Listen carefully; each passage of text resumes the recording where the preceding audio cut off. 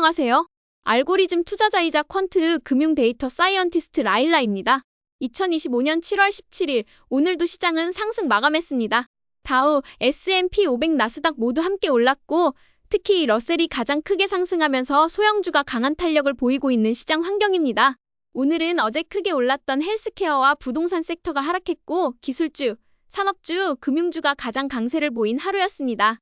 이러한 단기적인 변동성은 사실 그리 중요하지 않으며 기업들의 실적 발표와 강한 장기 추세가 훨씬 더 중요합니다. 그런 점에서 여전히 시장은 좋은 트레이딩 및 투자 환경을 제공하고 있다고 볼 수 있습니다. 오늘도 많은 기업들이 좋은 실적을 발표했습니다. 물론 주가는 단순히 실적 수치만으로 결정되기보다는 이미 선반영되었는지, 향후 주가 상승 여력이 있는지 또는 가이던스가 놀라운 수준인지 등의 요소가 더 중요합니다. 그럼에도 불구하고 전반적으로 실적이 긍정적이라는 사실 자체만으로도 충분히 의미 있는 하루였습니다. 먼저 시장의 방향성을 살펴보겠습니다. 나스닥 10분 차트를 보면 장 초반부터 상승을 이어갔고 오후 12시 이후에는 자금 유입이 보이지 않으면서 이후로는 횡보하는 모습을 보였습니다. 결국 나스닥은 상승 마감했습니다. S&P 500은 0.54% 오르며 여전히 상승 추세를 이어가고 있습니다. 정고점 돌파 이후 지지선을 안정적으로 유지하고 있는 모습으로 현재로서는 매우 우호적인 환경이 지속되고 있다고 판단됩니다. 나스닥 역시 0.74% 상승하며 10일 이동평균선을 따라 안정적인 상승 흐름을 보여주고 있습니다. 러셀 2000 소형주 지수는 1.31% 상승했습니다. 원래 등락폭이 큰 지수이기 때문에 이런 움직임은 자주 나타나며 최근 테마주 중에서는 급등과 급락이 반복되는 종목들이 많아 소형주 트레이딩 기회가 늘고 있습니다. 다만 소형주 지수 자체를 장기 보유하는 전략은 적절하지 않다고 생각합니다. 10년물 국채금리는 0.18% 상승하면서 전일과 유사한 횡보 흐름을 보였습니다. 전반적으로 걱정할 만한 수준은 아닙니다. 금은 여전히 장기 상승 추세를 유지하고 있지만 현재는 횡보 국면입니다. 다만 변동성이 점차 줄어들면서 주요 이동평균선이 방향을 다시 형성하려는 모습이 관찰되고 있어 모멘텀 투자자 입장에서는 당분간 관망이 적절해 보입니다. 비트코인은 정고점 돌파 이후에도 그 위에서 안정적으로 머물고 있습니다. 자금 이탈이 보이지 않고 있으며 오히려 이 구간에서 10일 이평선에 가까이 올 때마다 분할 매수 전략이 유효하다고 판단됩니다. 오늘 가장 많이 오른 섹터는 자율주행 ETF인 IDRV로 3.49% 상승했습니다. 공포 탐욕 지수는 7월 3일 이후 계속해서 극심한 탐욕 상태를 유지하고 있습니다. 중간에 일시적으로 탐욕 수준으로 내려온 적도 있지만 전반적으로 극심한 탐욕 국면이 길게 이어지고 있습니다. 많은 분들이 극심한 탐욕을 매도 시점으로 잘못 이해하시는 경우도 계신데 공포 탐욕 지수 데이터를 가지고 백테스트해본 저에게는 공포 심리는 매수이지만 탐욕 심리는 매도가 아니란 것을 꼭 공유드리고 싶습니다. 실제로는 극심한 탐욕 구간에서도 시장은 더 오를 수 있으며 공포, 탐욕 지수에서 중요한 것은 공포 심리라는 것을 강조하고 싶습니다. 2025년 7월 17일 현재 시장은 여전히 상승 추세를 이어가고 있습니다. 주요 지수 모두 단기, 중기, 장기 상승 흐름을 유지하고 있으며 테마주들이 계속해서 급등하는 구간입니다. 이런 상황에서는 주도주 80%, 테마주 20% 포트폴리오 구성과 실적이 뒷받침되는 종목에 대한 추가 매수 전략이 적절해 보입니다. 다만 현재 자금이 몇몇 테마에만 유입되는 상황이므로 선택과 집중이 너무나도 중요한 장세라고 볼 수 있습니다. 이제 주도주들의 현황을 살펴보도록 하겠습니다. 주식의 왕, AI의 왕 엔비디아는 오늘도 0.95% 상승했습니다. 많은 분들이 이렇게 상승할 때 매도를 고민하시지만 당장 현금이 필요한 상황이 아니라면 오르고 있는 주식을 굳이 매도할 이유는 없어 보입니다. 엔비디아는 2030년까지 이어질 투자 사이클 안에서 지속적으로 성장할 가능성이 높기 때문에 5월에 바뀐 심리를 포착하여 매수하셨다면 보유 전략이 매우 중요해 보입니다. 소프트웨어 리더 팔란티어는 오늘도 2% 상승했습니다.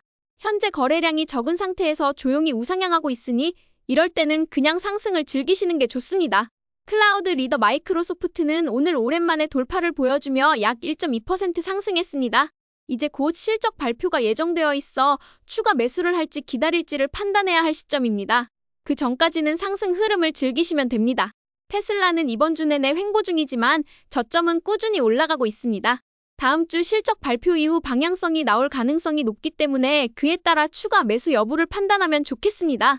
로빈후드는 오늘도 2% 상승하며 $100 돌파를 유지하고 있습니다.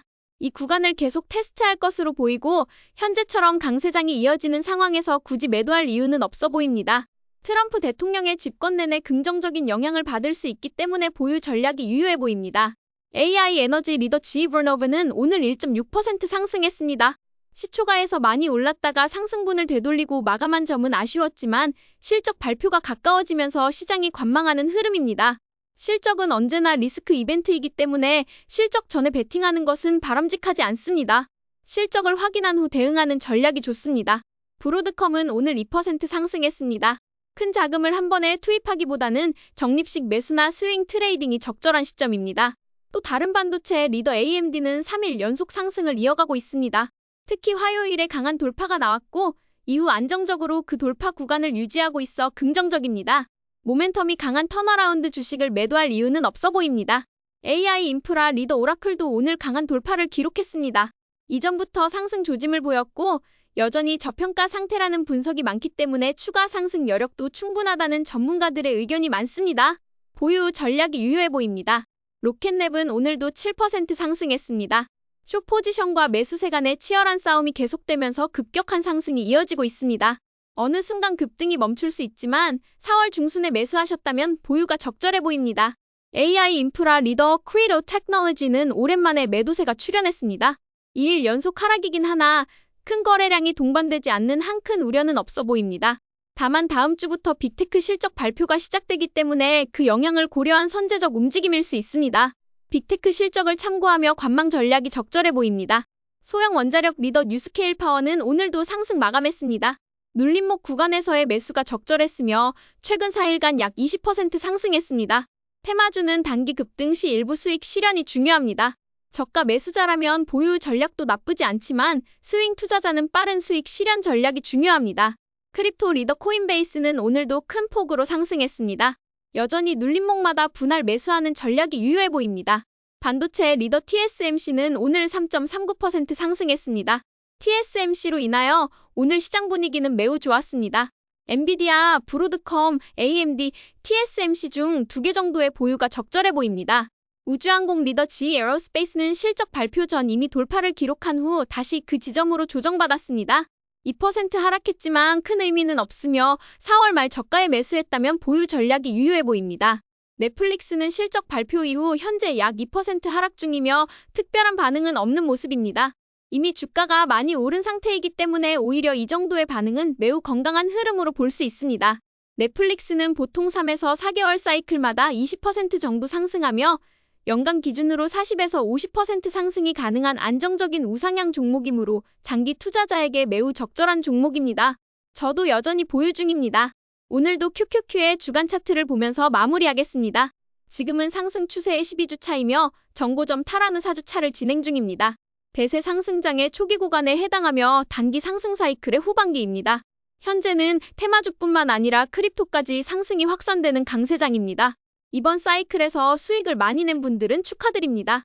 준비되지 않은 상태에서 운 좋게 큰돈을 벌었다면 나중에는 다시 다 수익을 반납하게 되기 때문에 공부를 열심히 하시기 바랍니다. 반대로 준비는 되었지만 용기가 없어 매수하지 못했다면 그 또한 자기 수용의 과정입니다.